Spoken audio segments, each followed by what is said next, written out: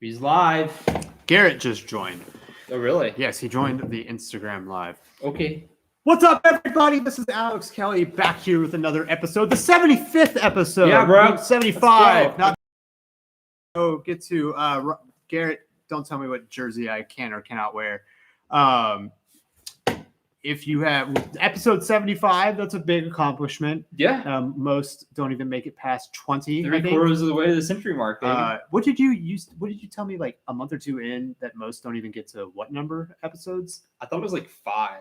Seriously? Yeah, it's something like 70% of podcasts don't make it past the 5th episode. That's insane. It's probably wildly inaccurate, but that's a stat I remember reading somewhere. Having done it now with like the other one, like I could see it if you don't live with a person. It's really hard to like schedule and get together because like we're doing it over Zoom now, and dude, the quality, because like the Wi-Fi sucks, like the quality of the audio is horrific compared to like doing it like this. Oh yeah. So I mean, yeah, like I'm not surprised that some don't last that long because they just logistically can't get it together.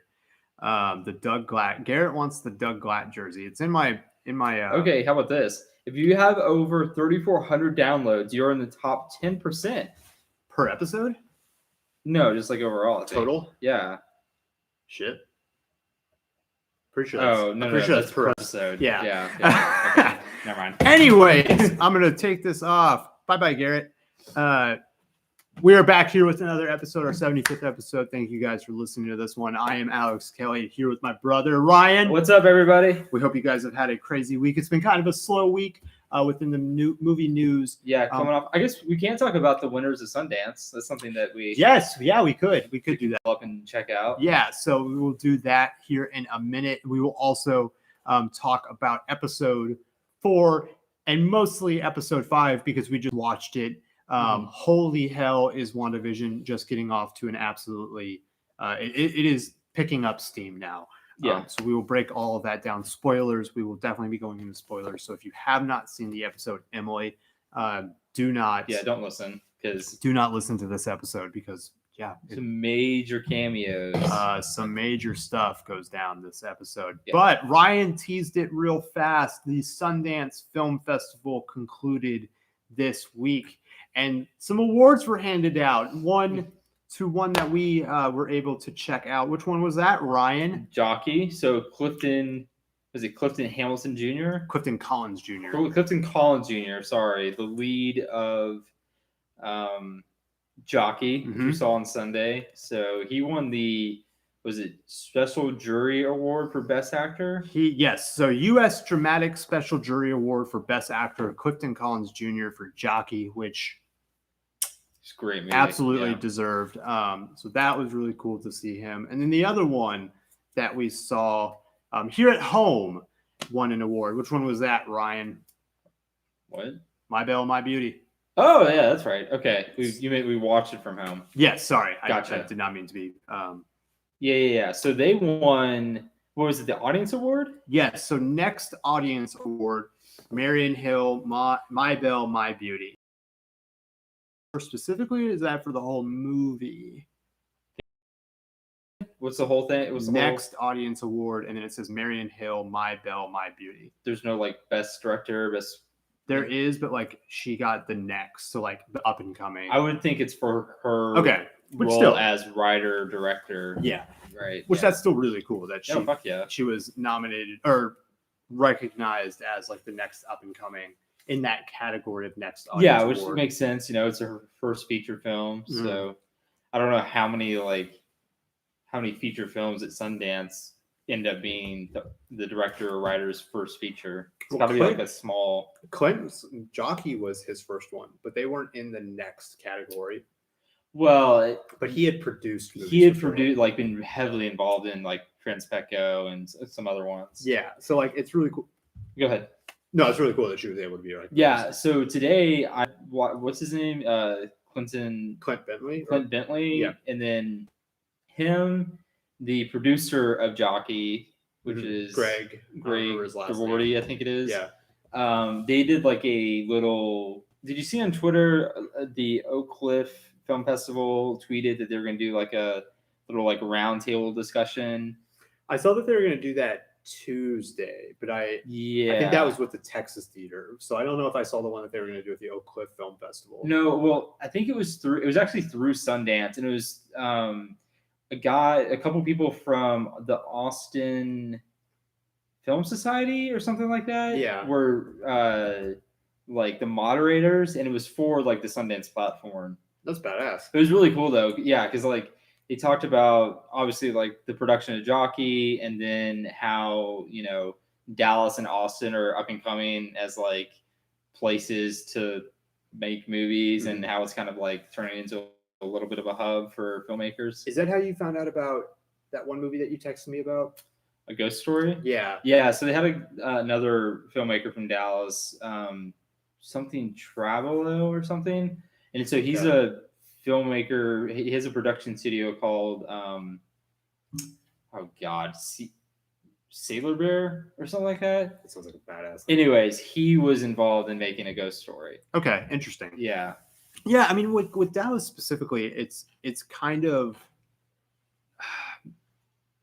to me, not looking into it at all and literally not thinking about it for an extra nanosecond. It's surprising that Dallas has not taken off as like a film location type of place, like where film could really prosper. Now, maybe we just don't give the tax breaks like other cities and states do to really bring that business in. Right.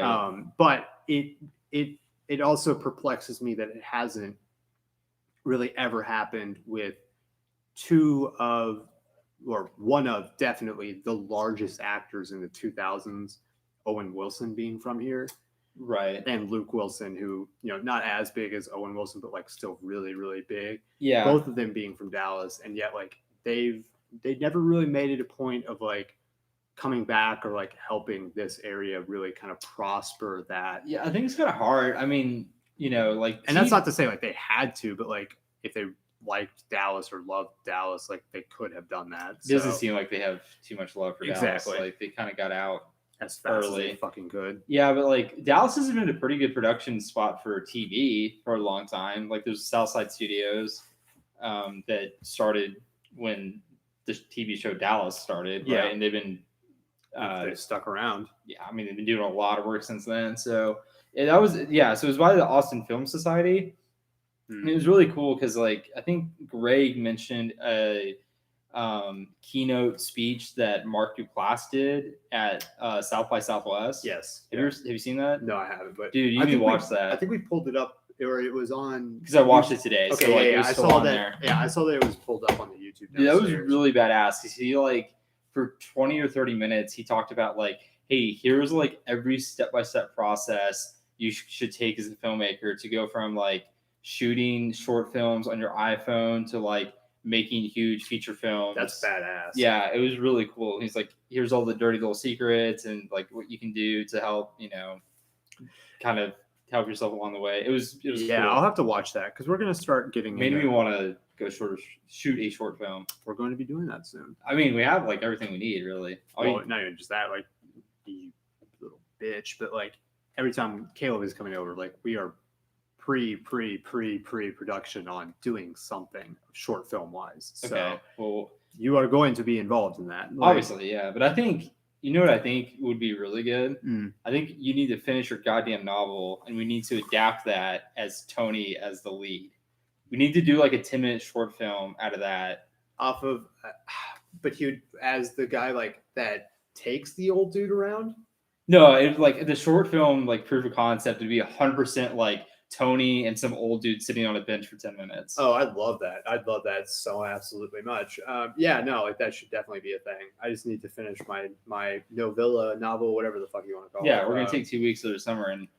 No, I wanted to have it done. Bang it out, right? I wanted to have it done by March. Like, I wanted to have it done by March and then have it edited by May and release it this summer. I thought your plan was like take a week's vacation and go somewhere and just finish it.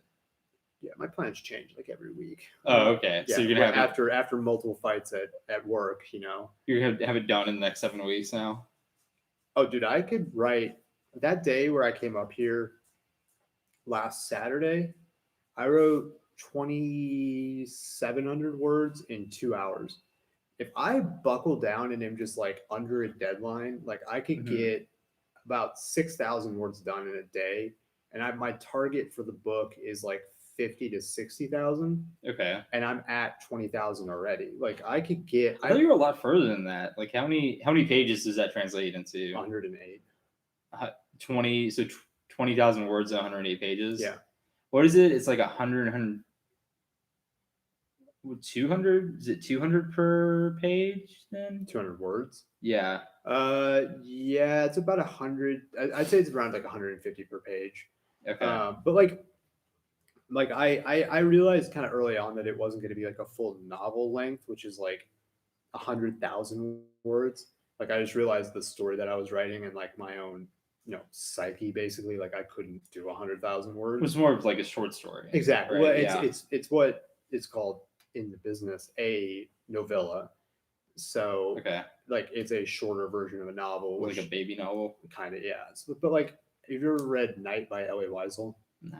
It's a book about his experience within the Holocaust, but like that is a novella and it's super powerful and it's about 112 pages or something like that. But like, if you can do something like that, like I want to do something like that, and I've been working on it. It's taken me 8 years now. Yeah, it's been a while. Yeah, I just need to fucking do it. But when I get that done, I'll let people know, I guess. Yeah. Because I've told a lot of people about it and let a lot of people read about it. And then people like every so often will just be like, hey, when are you going to release that? How many people have read it besides like me and you? Greg, I think Emily Ruxton. Mom refuses to read it. Why? She wants to read it when it's finished. She wants to read the completed thing, which I was like, I get that. She wanted to see like the full idea. Yeah, full thought. And I was like, I appreciate that a lot, actually. I'd probably say about a dozen people have read it. And, for me, this is the last thing I'll say about it. We don't need to go too long on this. But, for me, it's whenever I let somebody read something, I'm always like, and they're always just like, oh, it's super good, blah, blah. I'm just kind of like in my own head, I'm so negative on myself that I'm just like, oh, you're only saying that because you're my friend or you're like my family member. Like you're just telling me it's good because like you don't want to critique it. Yeah. Like that's really, really hard thing to like get out of your head is like, hey, they might actually like it, or it's just like, no, like they're just saying that because they're your friend. Right. So that's a really hard thing to move past. I think that like most people in your life would be like, for me, certainly, wouldn't be shy about being critical. Yeah. And you read it, right? Yeah. What do you think of it? I thought it was good. I thought, I thought so like it just needs, it's a rough draft, right? It's not not like, for sure, it's not at all edited. It's not at all like, worked out all the way through, but for what you had so far, I thought it was really good. Yeah. So it's just, I gotta finish it. And then, the other thing about it is getting in that mindset of whenever I do finish it the first time, just being like, okay, it's time to send it off and have somebody edit it. And then once they're done editing it, go through it again, read through it myself, which is like my hardest thing. Like I hate reading my own writing, and then go through it, edit myself, and then just be like, hey, like this is what it's going to be. And then send it off to you or mom or like other people to have them edit it as well. Like I wanted to go through. Do you think you would even need to have to send it off to someone else to edit? I want to, because back like 4 or 5 years ago, mom said to me, she knew somebody who was like a professional editor who like publishers would hire to edit author stuff, and she's like, they would do it for you. And I was like, oh shit, like that'd be a huge tool to have where most people wouldn't. So like I want to utilize that. But you would still like self-publish it, right? Yeah, for sure. Okay. Yeah, it'll definitely be. Anyways, so that the whole keynote with Mark Duplass is like super inspiring. I was like, we need to like. That's the thing. Just do something, because he was like, just literally like shoot a fucking 7 to 10 minute short film on your iPhone and just submit it to the fucking film festivals. Oh, dude, and you see what happens, right? I keep getting fucking emails from this one film festival, Bite-Size Film Festival. It's all short films, and they're like, we need submissions. Like, come bring it to us. And like, I will not say any of the names, but we have watched stuff within the last fucking 2 weeks.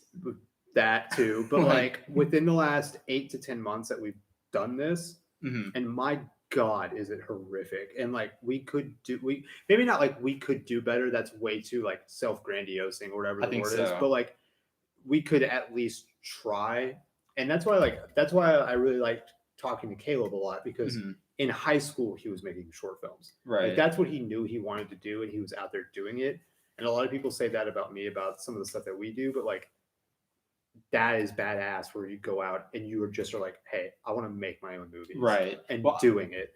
I almost guarantee it's a fucking hell of a lot harder than like we just even imagined sitting here talking about it, right? Yeah. Like, I think the couple of short films like we saw over the past few weeks, I that one, I think we both know what we're talking about. Like, even making that was, even though it was horrendous, like that was probably a pretty good. Yeah. It was shot well, and like the only problem was the storyline was fucking stupid as shit, and like the acting was really bad. We're talking about that one. Yeah, I know what you're talking about now. Yeah, I thought you were talking about the thing that we watched this week.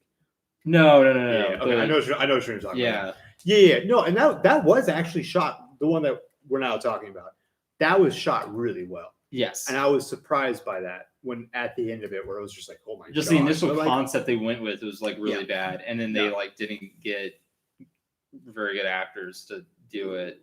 But like I said, we are not here unless it is absolutely horrendous and it is a big budget thing. Yeah, we're not gonna like the only time we will trash something. We're not gonna hate on some fucking. That is not fair at all.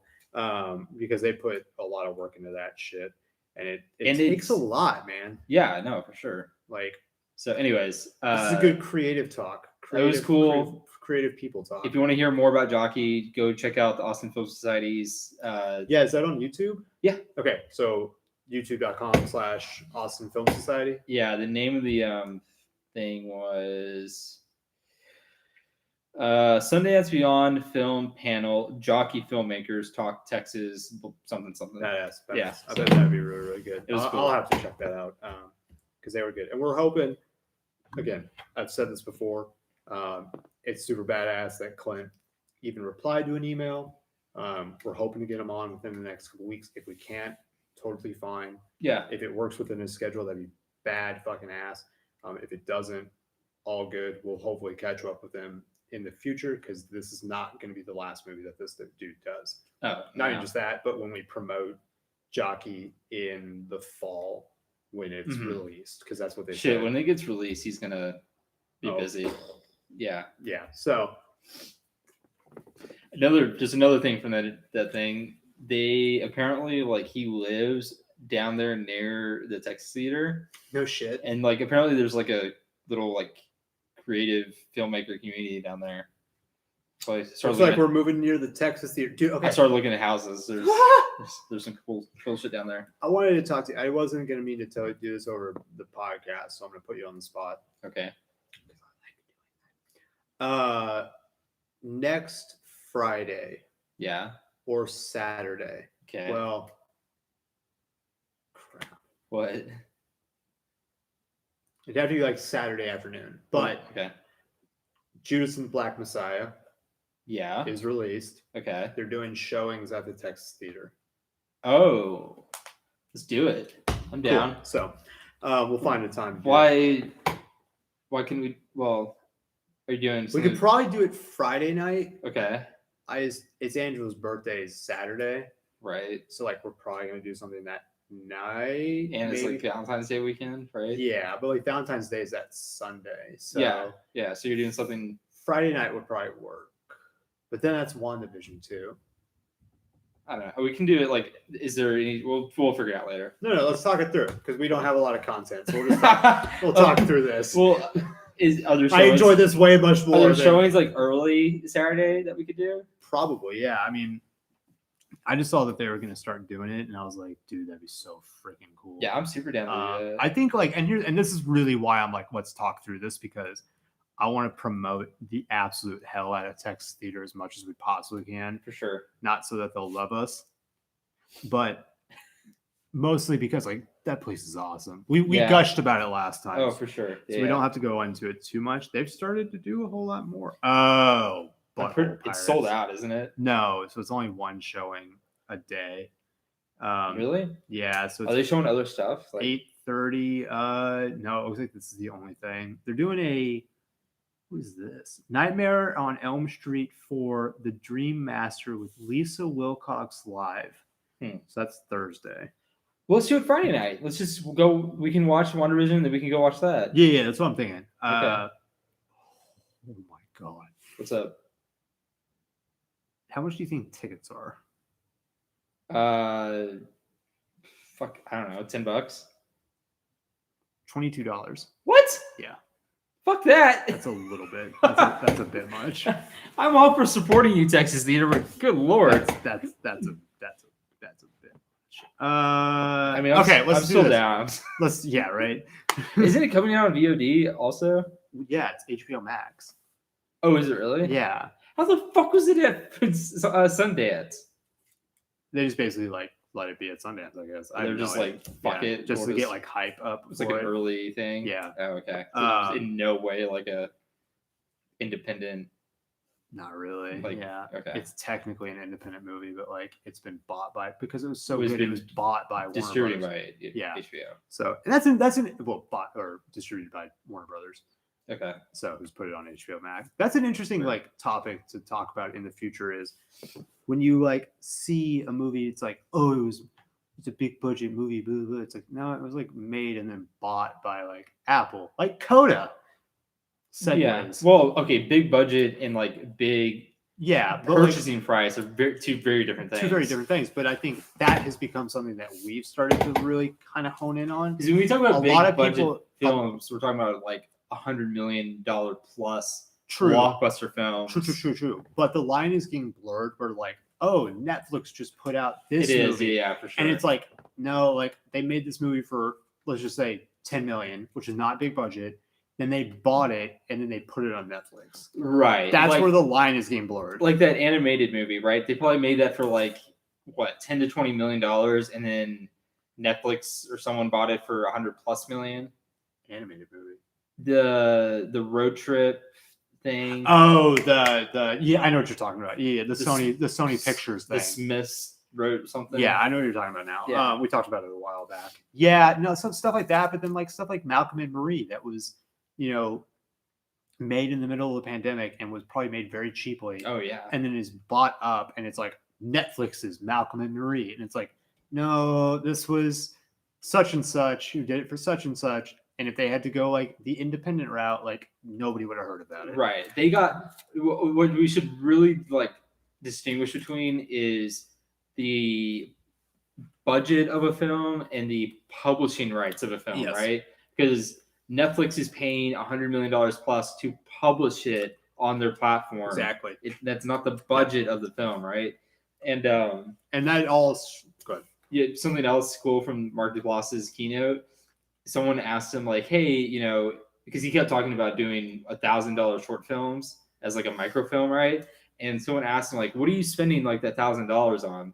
He's like, "Actually, the majority of it is food." Yeah, I was about to say pizza. Like that's all it is, right? Yeah. And he was like, "Go to a place that rhymes with like Schmo Tipo and buy all your lighting and shit, and have a 30-day return policy. Yeah, and then like go to somewhere that rhymes with Schmesmy."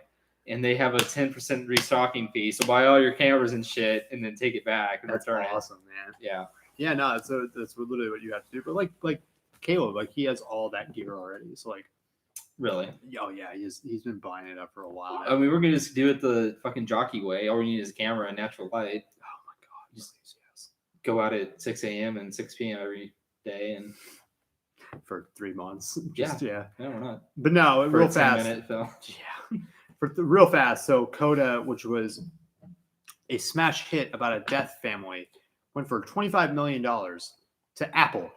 Apple bought up the darling of the Sundance Film Festival. So, before we get into this, is anyone fucking watching shit on Apple? Ted Lasso is blowing up. Yeah, is it really? Like, yeah.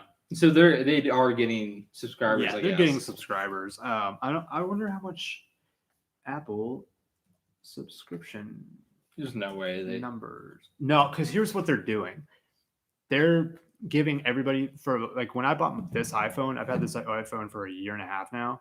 You get a 12 or a 1-year subscription. Exactly. And that like has to artificially boost their numbers a bit. Sure. How many subscribers does Apple have? The number of Apple TVs. The number of Apple TV Plus users was estimated to rise from 33.6 million users at the end of 2019 to a projected value of 40 million.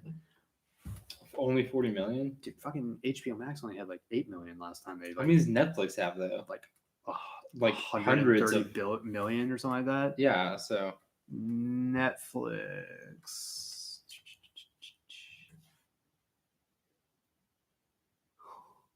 At the end of 2019, Netflix subscribers numbered 167 million. Okay. Plus, it's really easy to forget that, like, at one point, Apple had nearly $1 trillion of cash sitting around. Seriously? Oh, yeah. So Jesus. Yeah. I don't remember exactly what it was, but, like, they have so much. There's no possible way they could spend all that the amount of cash they have. Yeah. That's insane. Anyways, all right, so no, that was a good talk. That was just CODA, a good talk about everything. CODA got sold to Apple. Yeah, we're just talking. Seems to be everything. I'm excited. And to be, what's up? Go ahead.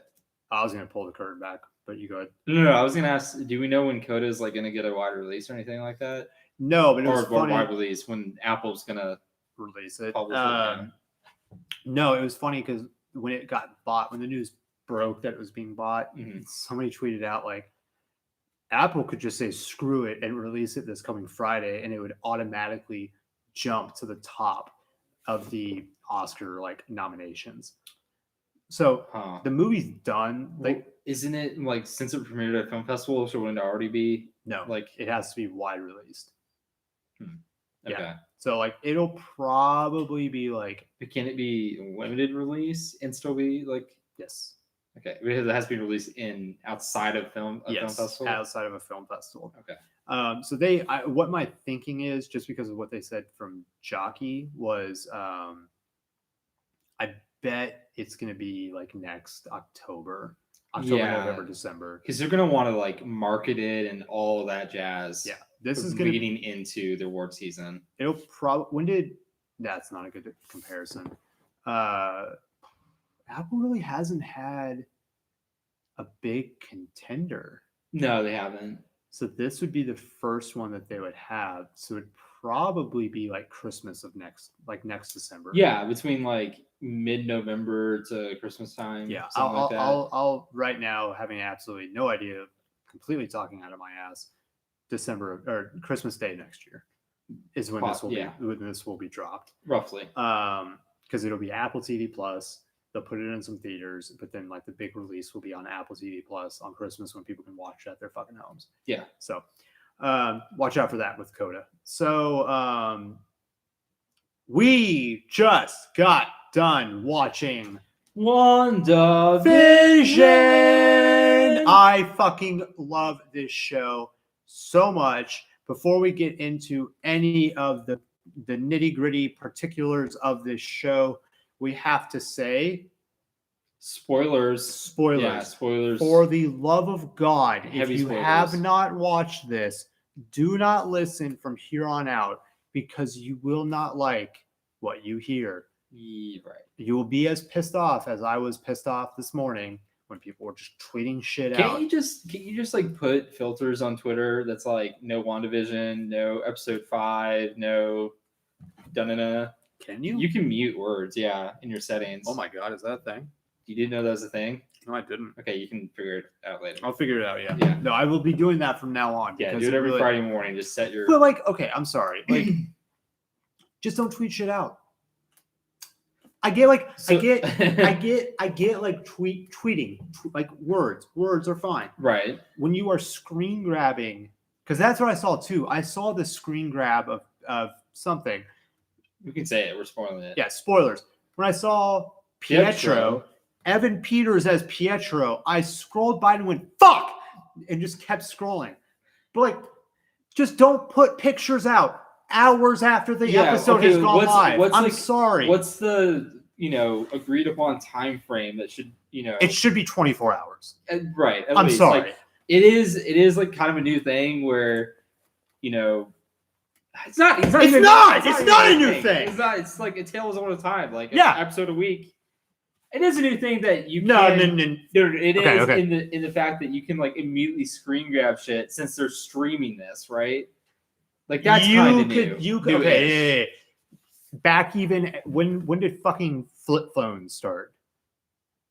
A while. 05, 04. There was no Twitter back then. But you could still fucking like take pictures of shit and post it somewhere. Sure. Yeah. Maybe like up in your MySpace or some shit. But you get what I'm saying. Like it just kind of like, and I thought we would get into this conversation at some point tonight. I'm glad that we're getting it out of the way early. It just makes me mad because like I understand that a lot of the people that like I follow are getting up and that's like the first thing that they do. It's because like most people you follow, that's their fucking job, dude. Like yes and no. I think most of them it is, but some of them like they have day jobs too, but they just wake up at the crack of dawn or wake up before work and watch it. Yeah. Well, which maybe that's what we should be doing. Brandon was tweeting about it like 3 a.m. this morning. Yeah, he watched it at like 2 or 3 this morning. Some people literally wake up or like stay up to watch it. Yeah. Like, I'm sorry, we love it and like we're pretty freaking committed to this. Like, that's a different level of commitment. But we like have real fucking exactly. Like, so it's like jobs, yeah. And not even just like for us who have jobs and like and are trying to do this as well. Like for people who just do not have the time, or like Garrett, who has a kid, like I'm sorry, that's a dick move when all these people who are not able to watch it immediately have the biggest part of it spoiled. Yeah, you definitely shouldn't like post big spoilers as screen grabs within the first 24 hours. I would even argue like for the first like weekend, if it's released on a Friday, give it until Monday, right? Because like not everyone's gonna watch it immediately on Friday. That's how people have to wait till Saturday to Sunday. That's how it used to be, where it was like that first weekend, like you really didn't like when movies came out in theaters, you really wouldn't post anything spoilerly that first weekend. You would wait until everybody had that weekend. Yeah, like especially for like Avengers movies and Star Wars and stuff like that, like the big fucking movies, like there's a agreed upon deal that like over the first weekend until like Monday or so, you didn't post shit. And they're not going to be able to see this, but I'm going to kind of show it. You can't see it. This shit on Twitter where it's like ... and then you post the spoiler. Yeah. You're not abdicating yourself from spoiling shit. You're not saving anybody. Because like if I'm just mindlessly scrolling through Twitter and just see ... and I'm not even thinking, and then all of a sudden it's just that. Well, don't you have to expand it to see the whole tweet? No. Oh, well. You're just scrolling through. I thought that was kind of clever since it like... No, it just opens up. It's already... Well, anyways, let's get into the episode. Sorry, that's my bitch out moment. Yeah, because you had I had the biggest part of this spoiled, which is on me because like I spoil most of this shit for myself anyways. Fucking professional tip here. What's up? Just don't follow those people. My Twitter is full of Pokemon. Well, I don't follow any fucking Marvel stuff. I'm trying to get us more people to listen to the show and for them to promote our stuff as well. Maybe just stay off. I don't know. Stay off social media. Just stay. Yeah, I don't know. Just stay in your personal one, not the Furloughed. How many? No, that's what I'm saying. Like that's the one that I was on. I follow all the critic people as well, and they follow me back. So like I gave. How many? I'm not gonna say that out loud. That's a dick thing. No, go ahead. No, do it. No, it's not, It's not cool. Come on, do it. So do it. WandaVision episode 5. Alex, Ryan, do it. What do you think I'm about to do? Something about following accounts. Yeah. How many do you think I gained last month? How many followers you've gained? Yeah. On your personal? Mm-hmm. 20. 45. Good for you, man. We gained also 30 last month. Nice. Furloughed. We got 2 subscribers on YouTube over the past couple days. 2? Yeah. I saw 1. Yeah, so subscribe to the channel. Please and thank you. As we're jerking ourselves off. If you're listening to this later, go to youtube.com, Furloughed Film Talks, to subscribe. If you don't know how to spell furloughed, totally fine. I didn't know either. It's YouTube. Until I got furloughed. YouTube.com, FUR, or youtube.com/ It doesn't work. It doesn't work. It doesn't? No. So what the fuck am I? God damn it! You have to. So go to YouTube, type in Search Furloughed, Film Talks, and then you will find us. If you don't know how to spell Furloughed, still FURLOU. just bungle the word. It'll GHED. Google will sort you out. Yeah. Does it really not? It doesn't. I don't know. Damn it! What I think you have do. to. I think you have to get to a certain subscriber count. Sure. I don't know. I hate YouTube. But There might be something in the settings. Let us monetize. We're fucking far from that. Yeah, we're a bit. We'll get there. We're We'll get there. exactly We'll get there. 979 subscribers from.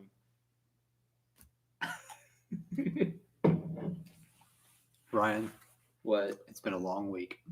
I'm sorry. I didn't need that shit. Hey, This but is on my second podcast. on the I've bright side, we've recorded only today. been like consistently posting on YouTube for like 2 weeks now. Yeah, no, I'm not worried about YouTube. If we had done this from the beginning, Yeah. we'd been like live streaming on YouTube from the beginning. Yeah. We'd be way up, we'd be at like 50. Hopefully not. Anywho, this has probably been my favorite episode. Fuck this shit. We're already 40 minutes in. Are we really? Yeah. Oh my god. No, so WandaVision. This is my recap of episode 4. You kind of get some more answers. Episode 4, you got the behind the scenes of what Sword was doing. You got quite a few answers of what was going on in these. So episode 4 was basically like a Sword episode. Exactly. Because it was like Monica Rambeau. Yeah, it's completely outside of the Westview anomaly. Which we get like some of the outside world, what's going on. And then in this episode, with Monica Rambeau, you get a nice Monica Rambeau Captain Marvel moment. I thought that's what the cameo was going to be, dude. I thought they're going to bring in Brie Larson and have her be. I wonder if they're. Oh, that dude. You think that might happen later? That might be the Luke Skywalker moment. Brie Larson's way shorter than. They're not okay. So that's bullshit, right? Yeah. They were saying like Luke Skywalker level, like out of left field. I know, not his height, right? Yeah, because everyone was comparing to Robert Downey Jr. Right. But yeah, so that would make a lot of sense. It would make a lot of sense that they bring in Brie. Because who's going to have to go toe to toe with Scarlet Witch to basically be like, hey, bitch. No one else is powerful other than Captain Marvel. Captain Marvel. Yeah. Because they said Captain Marvel is, could have taken Thanos on by herself if he hadn't done the rain down the skies thing in Endgame. That's what they meant by that. Right. Oh, dude, I bet they're doing Captain Marvel. I hope so. I hope so too. Okay. Yeah. Anyways, that was all kind of lead up, and then this gets back into the sitcom aspect of WandaVision. We're in the 80s now. We are in the 80s, and they do some weird shit, and they're really starting to poke holes into Wanda's reality. For sure. And from the start. Yeah. Like from the first scene. Yeah, and you're starting to realize there's a scene towards the end where she's like, I don't know how this got started. So that is episode 4 ends with with Monica Rambeau basically saying it's all Wanda, it's all Wanda. And now it's Wanda might be manipulating most of this, but there is a larger, force outside of that manipulating her. And that's what's going on here. Yeah. So you want to kind of run through the episode? Just plot points. Yeah, so might as well. Starts off with one of the longer episodes this time, 40 minutes. Yeah, 40 minutes with the credits, which were like fucking 8 minutes. But 40. That's one thing we could talk about. Like the credits on WandaVision are by far the longest of like any show or no, not movie, but definitely TV show. I was about to say they're movie length. Because these are movie quality. Exactly. So anyways, so it starts off with the twins are babies still, and apparently they hadn't slept in days. So Marvel and Vision, or Jesus Christ, Wanda and Vision are trying to get the babies to sleep. Agnes comes over and is like, "Hey, Auntie Agnes, here to save the day." Well, back up. So Wanda says, oh, if only we had somebody who could help, take care of the kids. Right. And then all of a sudden, Agnes runs to the door. Yeah. And and then there's like a break where she's like, oh, should we just run this from the top? Well, yeah, because like basically Agnes says like, "Oh, I'll take care of the kids," and Vision's like, "No, like don't do that. Like we don't need you." Mm-hmm. And then she like pauses, and you can kind of tell that she's being controlled, and she basically can't move. She doesn't know what to do. Yeah. At that point. And then she's like, "Well, should we take this from the top?" And Vision's like, "The fuck?" And Scarlet Witch is just like, "Sure." It's like, oh, this facade is quickly dissolving. Yeah, there's definitely like cracks running through the reality, the foundation of the reality. And then the babies turn into fucking like what, 6-year-olds, 7-year-olds, 5-year-olds. Yeah. So they literally go from being like newborns to 5-year-olds, like that. Like literally in an instant. Yeah. So that happens. That's a thing. Yeah, and then you and this is the first time where you have the outside world and the TV show basically running concurrently. Well, it happened, I guess, a little bit in episode 4, but yeah, this is like the first time that it started out in the TV version. Yeah, and then like crossover, and they're like happening at the same time. And right? Monica Rambeau's getting an X-ray, and they can't see her, which that means she has powers. She's gonna have powers by the end of this. Wait, do what? Oh, they were trying to do the they were trying to like X-ray her and take her blood. I thought that was something that like was left over from something Wanda did to her. That's what I'm saying. Oh, so now you think now she has powers because in the comics she has powers. She's known as Photon or Proton. So she's a comic book character. Okay. So I think Wanda throwing her out of that world with her powers, which are from the Reality Stone, is now going to give Monica Rambeau powers. Gotcha. I think that's the first instance of them kind of being like, hey, she has powers now, because they did the X-ray and it was all of a sudden like, hey, we got to do it again because she like didn't show up on the freaking X-ray. Right. Well, so after the age up scene with the kids, then they cut to the scene with Monica Rambeau doing the X-ray and Jimmy Woo, and who's Darcy Dr. explaining, Lewis, like kind of asking what the hell's going on, and then they go out and there's a briefing with the director of SWORD, who's Dr. Douchebag, Commander Douchebag. Yeah, basically we stole that. I don't remember from who, but right, it was in the show. Oh, they call him? No, he calls her, or Darcy calls him a dick. I think it was Jeremy Johns. Yeah. Anyways, we love you, Jeremy. Yeah, seriously. Cool dude, Jeremy. So they have a briefing, and you can go from there. Oh, so from the briefing, basically, this part was fucked up. This part, like, I don't think this part's going to get a lot of play in other reactions or other like reviews of this episode, but like, you basically find out that because Monica's pushing back and being like, she's not a terrorist, dude, like she's an Avenger. And the guy's like, well, I didn't want to show you guys, but I guess I'll show you the super secret tape. And it's Scarlet Witch breaking into SWORD and finding them deconstructing Vision. Yes, yeah. Like, I'm sorry, like I said, I don't think that's going to get a lot of play because of what happens at the end of this episode. Okay. But SWORD was deconstructing him, and she was like, the fuck, guys. Well, no wonder she lost her shit. What else are they gonna fucking do with it, right? They're just gonna put it in a box and bury it. Let him be! He's a fucking... He had the power to wield Mjolnir. Yeah. He was worthy enough to wield Mjolnir. Just let him freaking be. Mjolnir. Meow meow.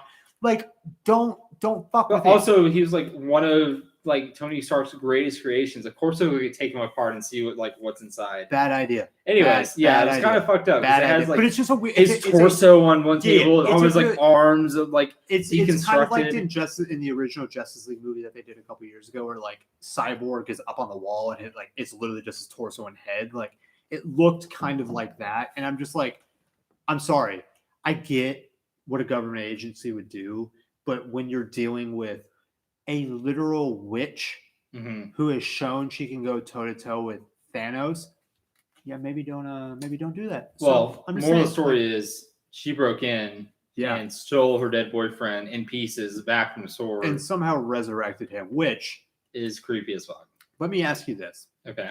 I feel like, in a sense, this is a red herring. I don't think she really brought him back to life. Do you think Vision will be alive at the end of WandaVision? Well, we've already seen scenes from the promos where he's leaving the anomaly and going into the real world. Will he be alive at the end of WandaVision? Because that feels cop-out's not the right word. Just cheap? Yes. Yeah. Where it's like you had a very sad death and then all of a sudden it's just like, he was resurrected. I don't know. I could see him being... I could see them doing it. I don't know if I like it. Like, that's just me. That's me personally. I'm gonna say they don't. I'm gonna say he doesn't make it past this season. The miniseries. I don't know. It's an interesting question, but then that's my because like, what if they actually decide to do a season 2 or like keep this going? Then like, it's not WandaVision without fucking Vision, is it? Yeah. So I mean, I don't know what they would do at that point, but so that you see that scene where supposedly she brings him back, or at least gets his body back. Yeah. But then you go and all of a sudden the two twins have found a dog that they're washing in the sink. Yes. And Vision is like, what the hell is going on? Because Agnes comes in with a dog house. Yeah, dog house. Yeah. And he's just like, how did she know? What is happening? And then they're like, well, we don't think you're old enough. You know, maybe when you're 10, you can have a dog. And then look at each other. This is creepier than seeing Vision, busted up in a sword facility. These like 5-year-olds then age up to 10-year-olds. Like literally like fucking 2001 CGI. Yeah, like horror, and it's supposed to be 80s CG basically. Right. Where all of a sudden they've just aged up to 10 years old now and like, we're old enough to have a dog. And it's just like, oh fuck, dude. What the That was super weird. But perfectly in like character for this show, right? But yeah, and so then the only other things that we really need to talk about before we get to the big part is the scene where Vision is at work. He does the mind thing to Norm. And Norm starts to just absolutely bug out because he's been taken out from the spell. Right, so he returns to like his normal self, and he's like, "Holy shit, where's my cell phone? My family, like, one of my family members is sick. Like, I need to like get back." And Vision's so freaked the fuck out, he just like turns him back to 1980s Norm. Which and I'll ask you another question: is Vision now complicit in what's going on? No, I don't think so. Why not? Because I think he is. What else would you want him to do to like not be complicit? You're good. You're not controlled anymore. You're not controlled anymore. You're not controlled anymore. He has the power now to uncontrol all of these people. Sure, but like he has first off, he thinks that Wanda is doing this, right? Yes. So the person he loves is for whatever reason like controlling these people, and I think he did the exact right thing in like confronting Wanda on like, what are you doing? Like, this is wrong. You shouldn't be doing this. Like, I don't think it would probably like be really destructive to like uncontrol all these people. And then you have a bunch of like crazy people running around Westview. Like, that doesn't sound like... But at the same time, you could uncontrol all those people. And then if you can get her to see that all these people are now freaking out and break her down and just basically say, like, none of what you've done is right. You need to let these people go. And this charade needs to be over. Yeah, but like, so... Which is not good for cinema, but like... Right. I mean, like, towards the end of the episode, like, he does confront her and, is saying, like, hey, this is wrong. Her reaction to it is like, I don't know how this started. Like, I don't know how I'm doing this. I don't know how this is happening. Which that's an interesting thing. Like, she doesn't know how it got started. So she's saying she doesn't. True. Yeah, that's a good point to make. So yeah, like you got that part of it as well. But like, let's get to the end of it. Okay. You get the end credits of the TV show. So the in-show TV show. And then they're still arguing because Vision has now confronted her. Yeah. And you basically get an in-episode end-credit scene. Which, what was it, Ryan? It was Evan Peters as Silver Surfer at the front door. Quicksilver, sorry. Oh, good. Jesus Christ. At the front door, yeah. Which is a crossover. He was the Quicksilver in the X-Men series. Yes. And so he's now, the new Quicksilver somehow. You got the hilarious moment where Darcy Lewis is just basically like, she recast her brother? Yeah, what? Deadpan, she recast Pietro? Okay, so what is your leading theory on this? Multiverse. For sure, multiverse. Okay. What was yours? I disagree. I think it's just a simple meta thing that Disney's doing. Just recast and bring him in to within this reality that Wanda has done this. Wanda has manifested this somehow. She, since her brother is truly dead, she's brought in some random dude, and it just happens that they cast Evan Peters as this. Or on the other hand, whoever is controlling Wanda to torment her has sent in this alternate Quicksilver, and again, Marvel has just cast the Quicksilver from the X-Men comics as a meta thing. I don't think that they would go this far into starting the multiverse in the TV show. I could be completely wrong. This could be the starting thread of the multiverse, but I think it is because what did she say right before, or when the doorbell rings? What does she say? She didn't do that. Yeah, I didn't do that.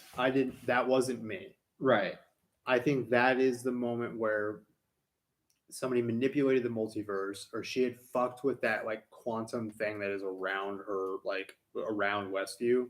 I think somebody ripped the multiverse. They've been talking about her brother. They pulled in somebody that is like her brother from another world, which is, let's just call it 20th Century Fox verse. Right. They pulled that in, and this is their way of introducing the multiverse into the MCU. And you have it in this kind of weird, crazy way that does poke fun at the fact that you had two Quicksilvers at the same time, MCU and 20th Century Fox. This one's dead. You now have this one in the MCU. Mm-hmm. You start to introduce those types of things.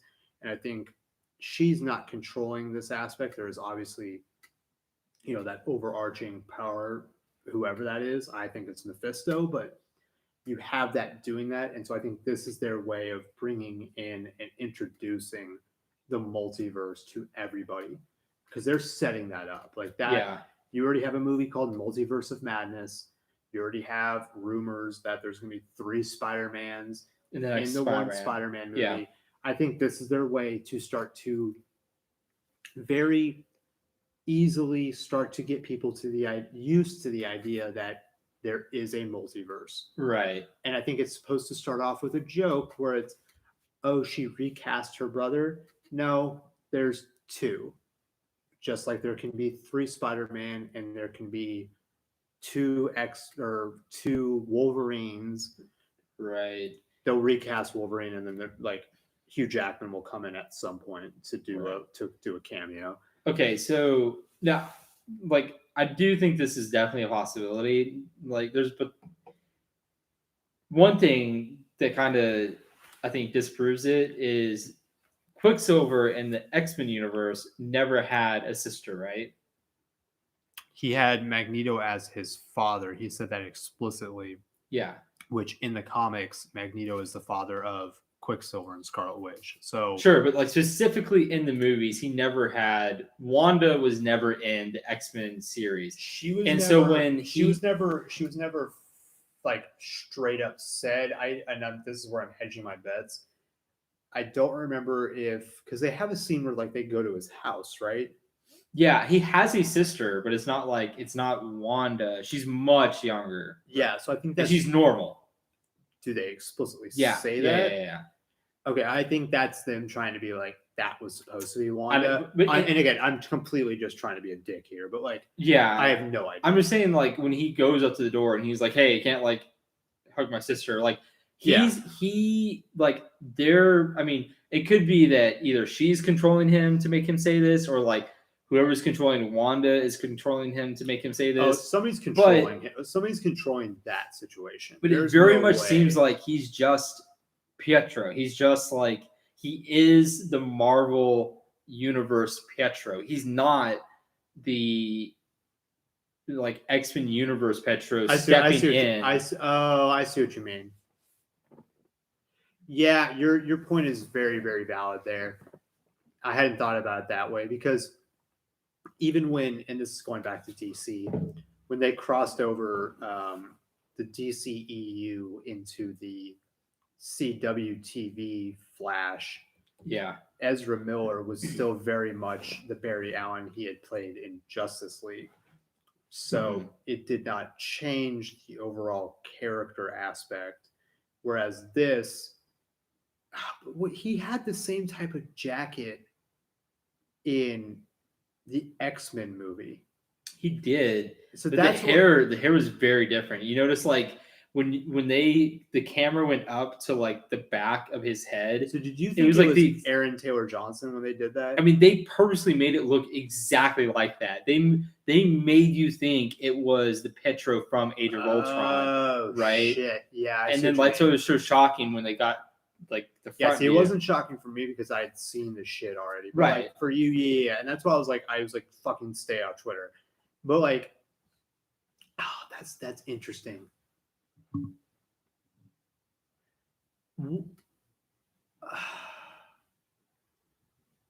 But is that because in this episode they have now established that when you throw something in there, as soon as you hit that wall, it transforms to whatever she wants it to transform into. That's assuming that he came out from, that's what I'm saying, outside of it. So what if she had that jacket, but then as soon as he hit that wall, he was transformed because she wanted to see that hairstyle? Possibly. I mean, that's I'm literally just throwing out like theories at this point. But there's no idea. He could be like just another person from Westview that was already in the anomaly. Yeah, I thought about that. Like, that'd be fucked even farther. Yeah, exactly. I hope they don't do that, because that'd be really fucking stupid. Right. Like with Sony, I mean, we'll find out next episode, right? Like they'll. This is maybe we're not gonna find out, but like he's going to be in the rest of the season, right? So like it's going to be fleshed out more throughout the remaining episodes. I think we don't get real answers on him until 7 or 8. We'll get more info on him this next episode. Well, sure. But like, I don't think we'll get an answer on what. Yeah, I'm just saying. My point is, like, we're not gonna have to wait till a movie to maybe kind of figure this out. No, they'll answer it for sure within these next couple of them. And that's interesting though about the hairstyle, because I hadn't thought about that. Because he had really longer hair. It was way different, like in the X-Men. And like in true MCU fashion, it could be something 10 million different options, completely different than we could ever imagine. So, but just the fact that they had the balls to do that, like, it's amazing. And I fucking love Evan Peters, dude. From American Horror Story, like, he's fucking badass. But this is like, and for people who are, and I hate saying shit like this. For people who are not used to the multiverse type of stuff, like, they very quickly, I'm staring at my Green Arrow Funko Pop. They very little delved into it in the CW verse, whatever. Yeah. But they did it pretty fucking cool. It's this type of stuff where you can have the option to bring in people like this in very interesting and new ways that is going to blow MCU fans' minds. Yeah. Multiple times. I think it would be easy to swallow for Marvel fans, since they basically have already done it, right? Like, that was the plot of Endgame. Like, they're going back in time, and it's not really like time travel. They're moving throughout different versions of the same universe, right? Which is why a multiverse. Which is why I was surprised they didn't do something like that in Endgame, where they're like, they're introducing it now. I think that's my theory. They're introducing the multiverse now.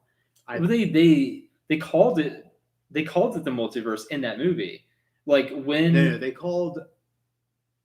I think they called an Ant-Man it the microverse. Okay, but no. When the the ancient one. When the ancient one's Tilda. Explaining it to she said the multiverse, but like you don't. There's a difference in like saying multiverse versus like showing multiverse.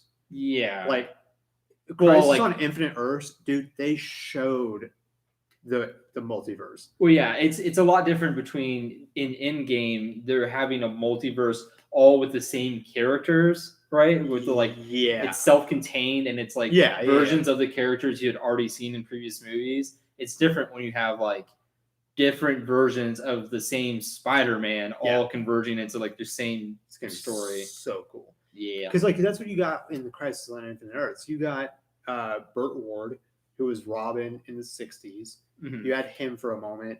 You had the Birds of Prey from the 90s for a moment. You had Lucifer from the Fox show up all of a sudden. You had all these different characters all of a sudden on the same show, and you were just like, every episode, you're like, holy fuck, like, what's next? Did they recast him as like a woman or something? Did you see that shit? What? I'm pretty sure they like Lucifer? Yeah. I don't watch that show, so I maybe just like search Lucifer recast.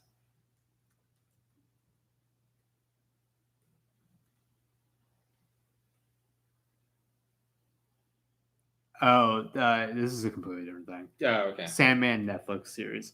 Gotcha. This is completely different. Okay. So yeah, very good episode. Yeah, what would you give this episode of WandaVision? Is this what? Let's not maybe not rating. If you want to rate it, fine. Yeah, let's wait till like the end of the season. Is this your favorite episode so far? Because a lot of people on Twitter were like, "This is the best episode," and I was like, "It's good, but I don't know if I would call it the best." I don't know. And it's hard to be like, "This is the best," because like every episode is giving you more. I don't think so. Content, more info on what the fuck is happening. Yeah, I think I liked either the first or second better. Whichever one where they had the dinner party, which I think that was the first episode. I definitely like that more than this. Yeah, I really like the first episode. Yeah. I really liked last episode too. I liked introducing Monica Rambeau mm-hmm. and getting more info on that. So I thought that was It's always great when you get more Jimmy Woo too. Oh, Jimmy was the best. He might have had the best line in this episode too, right? When he's like, what did he say? It's like a oversimplification. Understatement. No, he's like, that's a bit of an oversimplification of what happened. Age of Ultron. That was a great fucking line. Jimmy Woo's the best, dude. And, so, no, this is a great episode. Do we want to do it like this where we record after we watch WandaVision? No, let's not change it again. Okay. Yeah. Thank you. So I apologize for having this episode come out a little bit later than it was supposed to. Yeah, Alex was a tired bitch last night. Do we want to go into what happened yesterday, Ryan? No, we should definitely not talk about what happened. Be a bitch. You were so... Oh my God. I was out of it. Yesterday sucked. I won't call you a bitch, but like you were a little tired pupper. I was very tired. We went out to dinner with our parents last night. I look over at him like, you want to record tomorrow? He's like, fuck yes. Yeah, I was like, I can't. Like, I'm not doing it tonight. I can't do it. True professionalism over here. I don't care. Okay. Put up with what I put up with yesterday. Oh my God. So everybody, thank you so much for listening to this episode of the Furloughed Film Talks podcast. Thank you so much. Can't say that. Thank you to you. To me? I can say this because I would have been like, thank you to everybody for listening that got us to 75 episodes. We have gotten ourselves to 75 episodes. Yeah. Thank you to you for being on this journey with me for 75 episodes. Thank you to all the people who have come on and all the people who have listened. Thank you. You guys are the badasses. We have really enjoyed this journey through 75 episodes. That's fucking insane to say. We are hoping, not fuck that. We are going to get to 100 episodes by May. We will basically be at a 1 year, 1 week when we get to 100 episodes. We are going to have some insane things planned for that. I'm pretty hyperbolic some of the times, and I lie about what we're going to do. We've been talking about having T-shirts and stickers for like 6 I months say now. we're going to do stuff, and then we just don't do it. No, we are going to blow out 100 episodes. So get ready for that because we have some crazy stuff prepared for that. Fuck, if those Biden bucks really come through, we're gonna get some of those Texas theater seats. Not only that, I wanted to say this to you, and I'm going to say it on air. Okay. I want to do a live show from the Texas theater. When? Whenever. Okay. Yeah, I'm going to get with them. Like we can just literally like sit outside the Texas theater and like just be on our phone. Exactly. Do a show. No, but everybody, thank you for listening to this show. This has been a lot of fun. We're building something here. It doesn't matter if it takes us 10 years to get big, whatever big might be in your definition book, but we are working hard at this and we really, really love it. And we are going to keep at it. It doesn't matter. Just start. This is the podcast. Yep. One day we're going to have our own production Furloughed Film Talk Productions. But everybody, thank y'all. Or if you want to check us, what's up? Furloughed Film Productions, right? Furloughed Film Media. Oh, is that? Yeah. Oh, you already got Film Media. Okay. Yeah. Sure. I thought that one day and I was like, that sounds really good. Well, hold on. Furloughed Film Media or Furloughed Film Pictures? I like that. Furloughed Film It's kind of like a double entendre there, the Furloughed Film Pictures, right? I like it even more now. We should just be Furloughed Film Co. Furloughed Film LLC. No, just Furloughed Film Company. Yeah, we are technically at Furloughed Film on Twitter, so yeah, that works. I don't know. In 10 years, when you're listening back at this, you'll be like, they were idiots. Like we know. Yeah. So everybody, thank you guys. Tell 3 of your friends. We would really appreciate it. Thank you for being on this. I appreciate it. Wow. Okay. I love you. Too funny. How many beers did you have for? 3. So fuck off. So check out our Instagram at Furloughed Film Talks. We post some good stuff there. All of our episodes, some news as well that we think you should know, as well as we shout out some of the movies that have been on here. My Belle, My Beauty. I really said that really wrong. As well as some of the movies that we've bought. Twitter at Furloughed Film. Go on to YouTube if you're listening to this later. We live stream all of our episodes, which is what we're doing right now. I'm on screen in a Vegas Golden Knight jersey. I'm going to wear a hockey jersey for every live stream from now on. Are you? I have 5, so it's going to get a little repetitive once I get more, but whatever. That is, go on to YouTube, search Furloughed Film Talks, so FURLOUGHED. We appreciate you guys listening. We are excited to talk more movies next week. Everybody have a great weekend, and we will see you guys on Monday. Adios, amigos. Bye, guys.